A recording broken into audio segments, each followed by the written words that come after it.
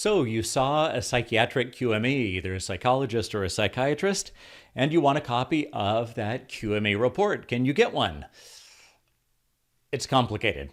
So what will generally happen when you see that QME? The QME is going to write a report. It generally has to be done within 30 days of the exam.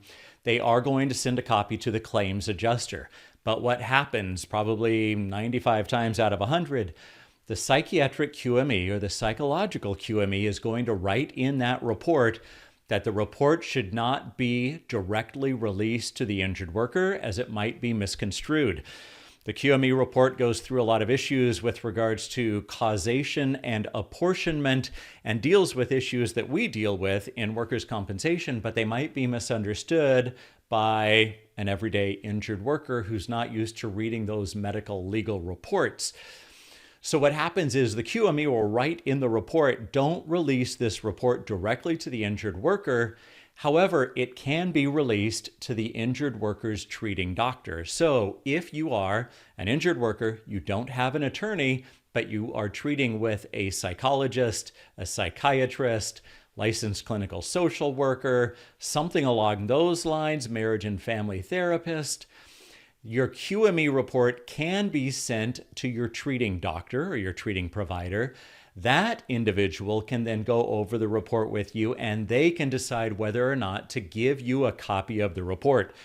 So if you've seen a QME, the report has been issued and you haven't gotten your hands on it, what you want to do is reach out to the adjuster, ask the adjuster to send a copy to your treating physician or your treating doctor, psychologist, psychologist or psychiatrist, whichever it may be. That way you can go over the report with your treating doctor. A lot of the times they're going to go over it. They may explain a few things in the report and they will likely give you a copy of the report. Especially if you don't have an attorney, you're going to need to have a copy of that report if the claim is denied and if there are going to be hearings and that report might be introduced as evidence. Of course, there's no way a trial could go forward. The report would be introduced into evidence and you're not allowed to see it. That would be ridiculous and it just doesn't occur.